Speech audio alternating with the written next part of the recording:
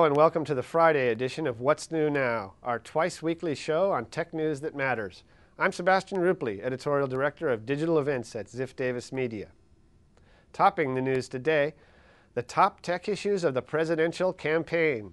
PC Magazine is out with a look at how the presidential candidates stand on some of the key technology issues that they'll have influence over if elected. On net neutrality, where proponents oppose things like tiered pricing structures for internet service delivery and broadband, Barack Obama co-sponsored the Internet Freedom Preservation Act, as did Hillary Clinton, by the way. Obama says he will take a backseat to no one in his commitment to net neutrality. John McCain feels that net neutrality legislation could be counterproductive and actually harm the openness of the internet. On broadband availability, McCain supports increased broadband access via competition rather than government regulation. Obama supports redefining broadband definitions, reforming universal service, and increased resources to bring broadband to places like schools and to libraries. On intellectual property protection, McCain says government should handle blatant IP abuses, but warns against protectionism. Obama pledges to promote greater cooperation on international standards that will allow U.S. technologies to compete everywhere. Next up, Yahoo chairman Roy Bostock has rejected charges by shareholder Carl Icahn that an employee retention package was designed to discourage a Microsoft takeover. Bostock wrote, "To set the record straight, the employee retention program is designed to protect the company's assets and value during a time of uncertainty. The claim that the plan gives each of Yahoo's employees the right to leave his or her job and get generous termination benefits at any time during the 2 years following a takeover is just plain wrong."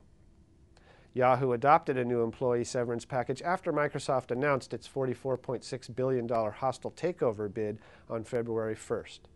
The package would have cost Microsoft up to an additional $2 billion, offering employees terminated or who resigned for good reason 4 months to 2 years severance pay depending on their positions. Icahn saw the move as a clear poison pill. There are also reports now that Icahn intends to remove Yahoo CEO and co-founder Jerry Yang from his position. People, can't we all just get along? Next up, you know the routine with BlackBerry users.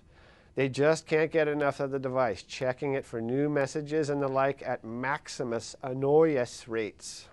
It's no wonder the gadget is called the Crackberry by naysayers.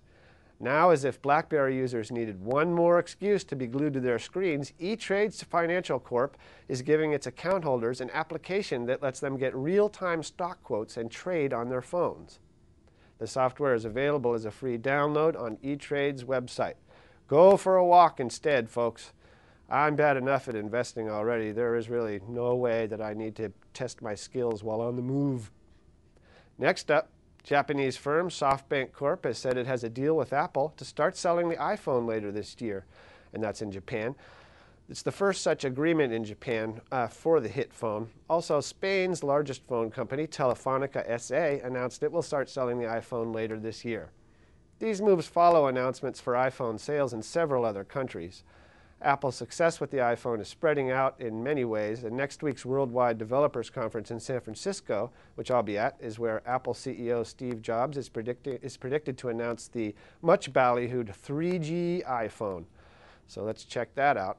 In addition to the technology fanfare at these Apple events, by the way, they always have top musical artists. I've seen U2 and Kanye West over there. You have to hand it to Apple. They are good at marketing and stirring up crowds. P.T. Barnum would have been envious. Speaking of music, here's a nice little story that caught my eye. Vintage concert performances by such acts as Lynyrd Skynyrd, Bob Marley, and Jimi Hendrix will soon join the nearly 500 recordings already available for download purchase at the music and memorabilia site Wolfgang's Vault.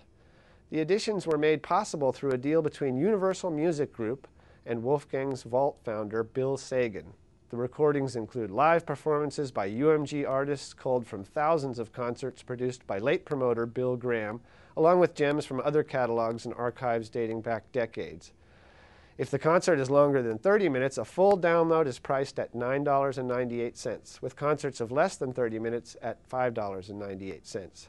That sounds like time to dust my Fender Stratocaster off and take it for a ride.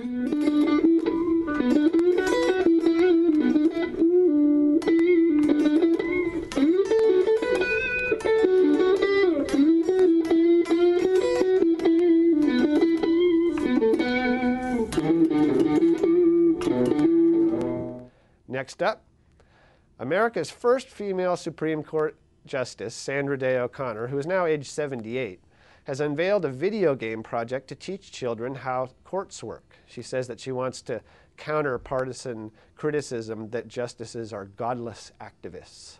The project is called Our Courts. The video game I'm looking for is one on how to get called for jury duty a little less often. I seem to be on all of the wrong lists. And finally, Hong Kong websites are the most likely to hit visitors with unwanted ads, viruses, and spam. Research from internet security company McAfee has found more than 19% of websites using the HK domain name pose a security threat to visitors, the study says. Domains from Romania and Russia also top the list, the most risky list, that is. What were the safest domains to visit, though? Those would be .gov government sites. Who says you can't have faith in your government? And that's it for this edition of What's New Now. Please come back Tuesday for a new episode. We thank you for being here. I'm Sebastian Rupley. We'll see you next time.